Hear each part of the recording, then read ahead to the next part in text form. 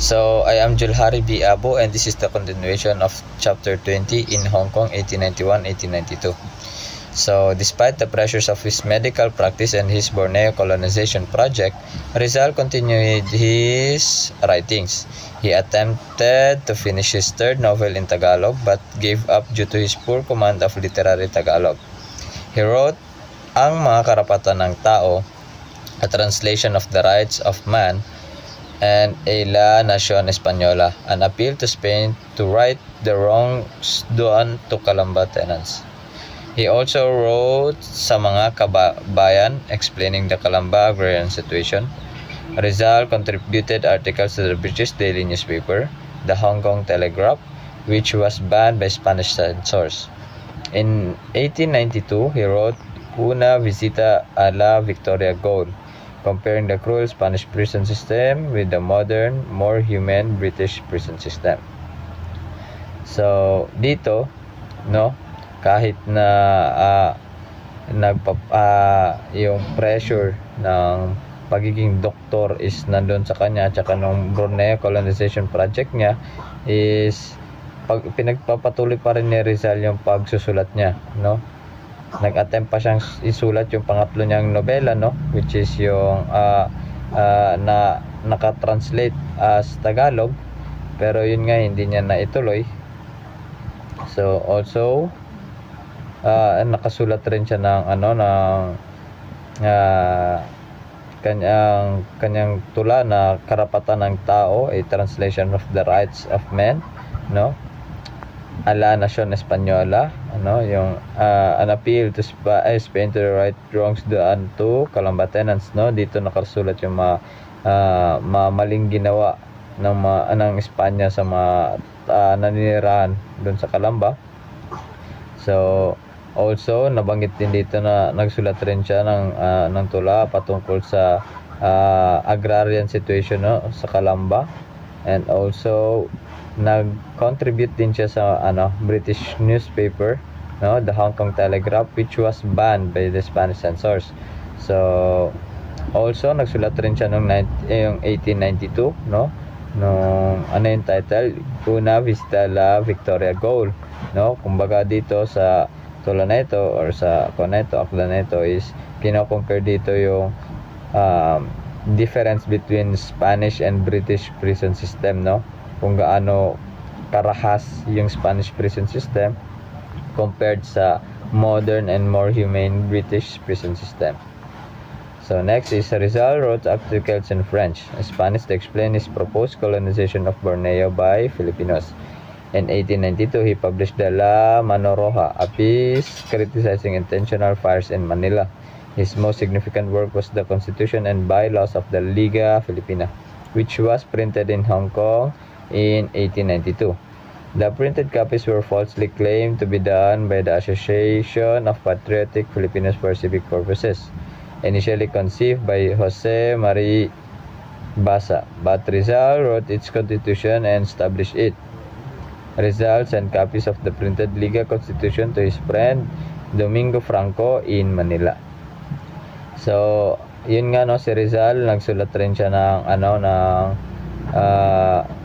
articles, no, patungkol sa yung colonization of Borneo, no, in French and Spanish para mas maintindihan ng mga ibang lahi, no. So he also published La Mano Roja, piece criticizing intentional fires in Manila, no. So ito yung mga nangyaganap na sunog sa Manila na intentional or kinokos talaga ng tao, no, para katulad ng ginagawa ng mga Espanyol, no, noong time na yon. So also, no, yung yung Constitution and Bylaws ng Liga Filipina, which is Philippine League, no, na isa rin sa mga kasapi nito, no. Ito yung Constitution and Bylaws of Liga Filipina was na-print printed through 1892 doon sa Hong Kong. So also na itong si Rizal ay nagsulat, no, nagbigay ng printed copies ng Constitution sa kanyang kaibigan sa Manila, no, which is Domingo Franco. Pinadala niya ng Constitution and bylaws ng Liga Pilipina. So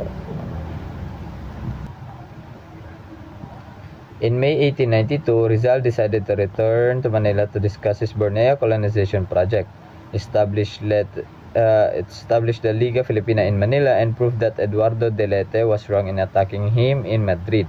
Lete's attack, published in La Solidaridad, portrayed Rizal as cowardly, egoistic, and opportunistic, causing Rizal to protest to Del Pilar, the editor of La Solidaridad. He argued that the article was too hasty and that it would harm the interests of the Philippines. Rizal then returned to the field and fortified the Liga. He expressed regret for Del Pilar's publication, stating that it would lead to misunderstanding and personal difference among the Filipinos. Rizal welcomed criticisms as they helped improve those who wish to be improved. He expressed the regret for Del Pilar's permission. He expressed regret for Del Pilar's permission to publish the article, as it would lead to schisms among the Filipinos. So also in 1892, Rizal decided to return home to the Philippines after premonition of his death. His family and friends opposed his decision, but Rizal's affection for them convinced him to take the risk. On June 20, he wrote 2 sealed letters to his parents, brothers, and friends, which were virtually his political testaments. The first letter addressed his parents, brothers, and friends, expressing his love for them and his desire to sacrifice his life for justice and peace. He acknowledged the suffering he had caused and expressed his willingness to risk life to save innocent persons, including nieces, nephews, and children of friends. He also expressed hope that his enemies would stop persecuting innocent people, which he believed was justifiable for himself, his parents, and relatives. So yun nga, no, noong 1892, June 20, no, nagsulat si Rizal bago pa siya umuwi ng Pilipinas, no, nagsulat siya ng meron siyang naisulat, no, 2 sealed letters, no, na yung isang letter is para sa family, friends, and sa kanyang community, no. Sinulat niya ito para express yung pagmamahal niya doon sa kanila, na gagawin niya ang lahat para lang maatin yung justice and peace. So, the second letter addressed the Filipinos, expressing his desire to die for duty and principles, as he could not live on seeing so many suffer unjust persecution on his account. He appreciated the fact that at present the future of the Philippines revolved around him, and many were now wishing for his fall. However, Rizal held duties of conscience above all else, and he knew that with his death, he could make them happy and return them to their native land and a peaceful life at home. So, Rizal also wanted to show those who deny patriotism that they know how to die for duty and principle. He believed that there were others who could take his place and do his work better, and that he could be reduced to inactivity if he was considered the only resource for a policy of progress in the Philippines. He believed that his career, life, and happiness were sacrificed for the love of the land. And whatever his fate, he would die blessing it and longing for the dawn of its redemption. So, yun na yung pangalawang letter naman is para sa mga Filipinos, no? Na he is willing to die for his motherland, na.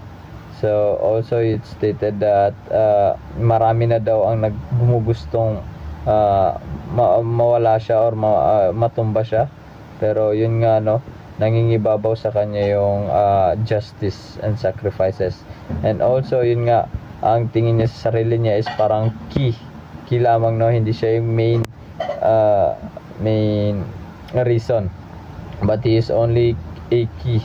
So, sinabi niya nga dito, no, he believed na meron pang mas makakagawa ng trabaho niya na mas better, no, siya ay parang susi lamang sa gagawing pag-aklas na ito sa mga Espanyol. So on June 21, 1892, Rizal penned another letter in Hong Kong for Governor Despujol, placing himself under the protection of the Spanish government. He left Hong Kong for Manila on June 21st carrying a special passport or safe conduct issued by the Spanish Consul General in Hong Kong. In summary, Rizal's decision to return home to the Philippines was driven by his love for his country and his commitment to his principles. He wrote 2 letters to his parents, brothers, and friends expressing his love for the country and his desire to die for it. His letters serve as a testament to the importance of sacrifice and the sacrifices made for the betterment of the Philippines. Immediately after Rizal's departure from Hong Kong, the Spanish Consul General, who had offered the government pledge of protection, informed Governor Despol through cablegram that the victim is in the trap. On the same day, June 21, 1892, a secret case was filed in Manila against Rizal and his followers for anti-religious and anti-patriotic agitation. The deceitful Despujol directed his secretary, Luis de la Torre, to investigate whether Rizal had been recognized as a German citizen, as it was thought, so that he might take appropriate action against someone who had the protection of a strong nation. Meanwhile, Rizal and his sister were traveling calmly across the Chinese Sea and they were completely unaware of the Spanish lies. So, yun nga no, June 21, 1892 no paalis na ng Hong Kong papuntang Maynila na si Rizal at ang kanyang mga kapatid no. At hindi niya alam na yung binigay pala sa kanilang safe conduct na letter is kuan lang pala yun. Kumbaga trap no, sinabi mismo ng Consul General ng Hong Kong no, na through cablegram sinabi niya kay Governor Despujol na the victim is in the trap. So yeah, it really is a trap no, expecting si Rizal ay nag-expect na makakarating sila ng Manila ng safe no, sa mga kanyang mga kapatid no. So on the same day, June 21, nakapag-file na ng case no ang mga Spanish laban kay Rizal no for anti-religious, anti-patriotic agitation. So yun yung kaso niya kung sakaling makadating na siya ng Manila.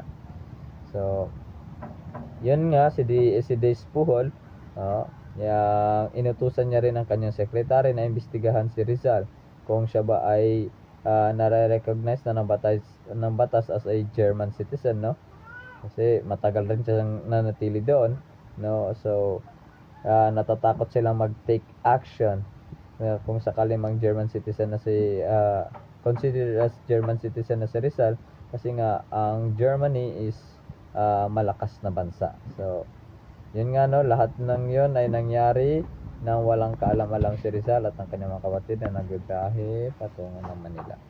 So yun lang po ang content ng report ko. Maraming salamat po.